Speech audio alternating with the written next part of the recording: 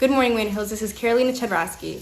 It's Thursday, October 22nd, and a day 2 on our rotating block schedule. In our sports corner today, catch a girls' soccer action by viewing their game against Fairlawn live today at 4:15 on our YouTube channel. And now, here's a tennis update from senior captain Lauren Reeser. The varsity girls tennis team had an exciting match on Monday. Gabrielle Goldman at first singles, myself at second singles, and Lydia Yang at third singles all won their matches in straight sets.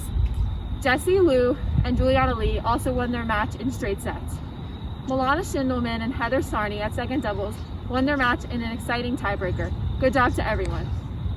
Coaches, give your sports the spotlight by having one of your players give a brief update via the video morning announcements. The presidential election is just around the corner. Will be President Donald J. Trump or former Vice President Joseph R. Biden?